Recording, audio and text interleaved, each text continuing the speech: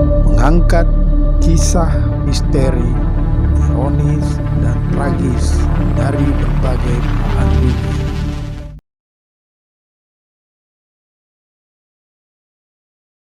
Assalamualaikum warahmatullahi wabarakatuh. Salam revolusi akhlak. Kembali bersama saya Deng Iwan dalam Kisah Gelap. Keputusan FIFA mencabut Indonesia sebagai tuan rumah Piala Dunia U20 tampaknya menyisakan ironi. Ganjar Pranowo yang gubernur Jawa Tengah yang juga kader PDIP yang tadinya menjadi anak Mas Jokowi yang digadang-gadang menjadi calon presiden ternyata kini berbalik menyerang Jokowi. Sementara Jokowi mendukung Prabowo. Ada apa sebenarnya yang terjadi? Mau tahu kisah selengkapnya? Kita saksikan dalam video berikut ini. Namun jangan lupa subscribe, like, komen, dan share sebanyak-banyaknya untuk mendukung channel ini. Yuk sama-sama kita nonton.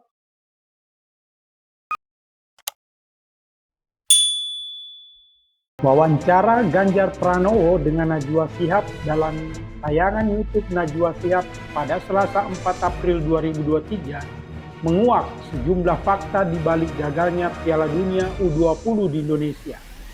Satu di antaranya soal penandatanganan City Host Commitment yang disinggung Presiden Joko Widodo atau Jokowi. Siapalah Ganjar ini sebenarnya?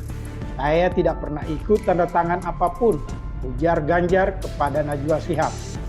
Padahal sebelumnya dalam acara silaturahmi Ramadan bersama sejumlah ketua umum partai politik di DPP PAN pada Ahad 2 April 2023, Jokowi mengungkapkan adanya country host garansi atau jaminan negara tuan rumah hingga city host commitment atau komitmen kota atau daerah tuan rumah yang ditandatangani seluruh kepala daerah. Awalnya, Jokowi berkeluh kesah soal sulitnya Indonesia menjadi tuan rumah Piala Dunia U20. Kata Jokowi, tak hanya lobi-lobi dan perbaikan infrastruktur venue sejak 3 tahun terakhir. FIFA pun meminta country host garansi hingga city host commitment yang ditandatangani seluruh kepala daerah, antara lain Gubernur Bali Iwayan Koster, Gubernur Jawa Tengah Ganjar Pranowo, dan Wali Kota Solo Gibran Rakabuming Raka.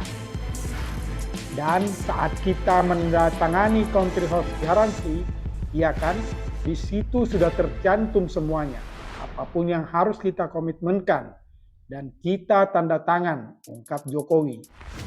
Kemudian juga provinsi maupun kota yang ditunjuk itu juga ada tanda tangannya. City host commitment ada semuanya, tanda tangan bebernya. Tapi ya itu memang sudah menjadi kehendak Allah. Kita terima sebagai sebuah pembelajaran ke depan agar tidak terjadi lagi. Itu aja yang bisa kita ambil pelajaran dari urusan bola. Tapi aduh, pusing betul urus bola, pusing, terus Jokowi. Adapun alasan Ganjar menolak kedatangan timnas Israel berbuntut dibatalkannya Indonesia sebagai tuan rumah Piala Dunia U20 karena alasan pribadi. Ganjar menegaskan sebagai seorang pemimpin, dirinya merasa menyampaikan sikap yang harus diketahui publik.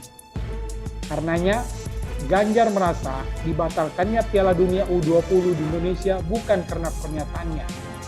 Ganjar lantas menyentil Jokowi sebagai pemegang otoritas tertinggi atas keberhasilan atau gagalnya turnamen internasional tersebut.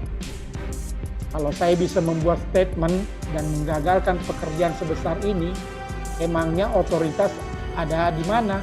Saya kira kalau keputusan itu ada di FIFA dan mereka komunikasinya dengan PSSI, tentulah mereka sudah akan menyiapkan segala sesuatunya. Biar Ganjar. Sikap Ganjar itu tak lepas dari sikap PDI Perjuangan di mana Ganjar adalah kader PDIP.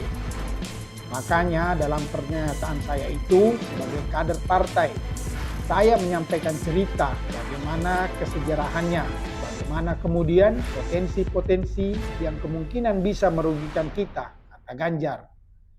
Maka kami dorong agar U20 bisa berjalan, bisa terselenggara tanpa Israel, tambah Ganjar. Caranya, kata Ganjar, mempersilahkan pemerintah membuat terobosan-terobosan, negosiasi dan lobby agar event itu tetap terselenggara di Indonesia. Jadi, kami juga pengen tetap terselenggara di sini, kata Ganjar. Namun, berbeda dengan Jokowi yang mengaku pusing karena gagalnya Piala Dunia U20 di Indonesia, imbas banyaknya penolakan kedatangan timnas Israel di Indonesia. Lantas, bagaimana respon publik? Pengamat politik dan juga akademisi dari Universitas Nasional atau UNAS Jakarta, Dr. TB Masa Ja'far menilai pernyataan Ganjar yang mengaku tidak pernah menandatangani komitmen apapun terkait Piala Dunia U20 sama saja menganggap Jokowi berbohong. Ya, benar, itu artinya Ganjar menganggap Jokowi berbohong soal City Host Commitment, kata TB Masa. Pertanyaannya, lanjut TB Masa, mengapa Ganjar menyatakan itu? Padahal selama ini publik tahu bahwa Ganjar merupakan anak emas yang digadang-gadang Jokowi untuk menjadi capres pada Pilpres 2024 nanti. Menurutnya, sikap Ganjar yang sudah berseberangan dengan Jokowi lantaran Ganjar merasa sudah tidak didukung lagi. Indikasinya, Jokowi semakin intim dengan ketum Partai Gerindra Prabowo Subianto. Bahkan Prabowo sendiri sudah mengklaim sebagai murid politiknya Jokowi. Ganjar merasa Jokowi sudah meninggalkannya dan beralih ke Prabowo. Bahkan Prabowo sendiri sudah mengklaim diri sebagai murid politik Jokowi. Artinya, Jokowi lebih memilih Prabowo menjadi capres dan meninggalkan Ganjar, jelas TB Masa. Di saat itu, lanjut TB Masa, Ganjar tentu memilih cara aman dengan kembali ke partainya, yakni dengan ikut keputusan partai menolak kedatangan timnas Israel yang berbuntut dicabutnya hak Indonesia sebagai tuan rumah Piala Dunia U20 oleh FIFA. Saat ini, lanjut TB Masa, memang terjadi fragmentasi di elit politik negeri ini.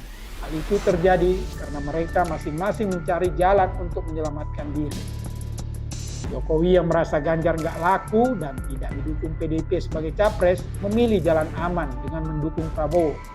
Sementara Ganjar kembali ke partainya, papar TB Masa. Lantaran Ganjar tak didukung PDIP, maka dengan sendirinya dukungan ekonomi dari para oligarki pun tak diperoleh Jokowi untuk mendorong Ganjar sebagai capres. Kini, oligarki lebih memilih capres lain yang didukung Jokowi, yakni Prabowo Subianto, untuk melanggengkan kekuasaan ekonomi dan politik para oligarki.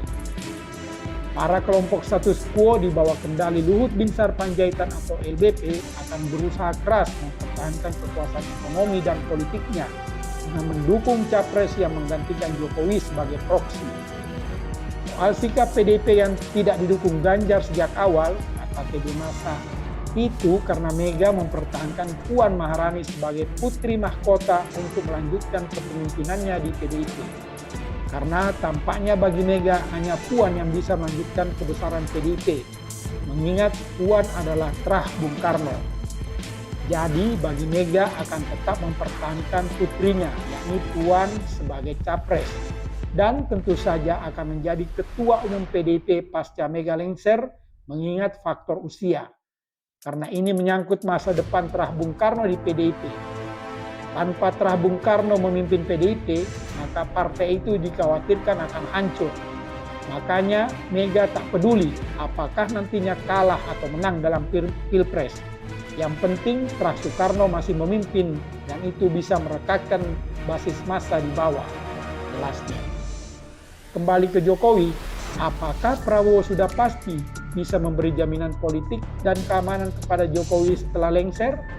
Mengingat Jokowi bisa jadi terus dihantui berbagai problem yang membelitnya. Di antaranya masalah pelanggaran HAM yang disorot internasional terkait kasus kilometer 50 dan lainnya. Serta kasus dugaan KKN kedua anaknya yang sudah dilaporkan ke KPK.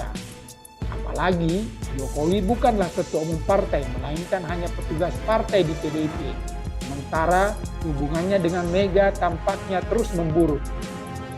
Belajar dari Pak Harto yang sebelumnya begitu full power mengendalikan semua partai termasuk Golkar yang berada penuh di bawah kendalinya. Akhirnya Pak Harto tidak hanya dilengserkan, tapi ditinggalkan sendiri dan dihianati oleh kader Golkar. Ingat, dalam politik Tidak ada kawan dan lawan abadi selain kepentingan. Demikianlah kisah gelap kali ini. Sampai bertemu dalam kisah gelap berikutnya. Wassalam.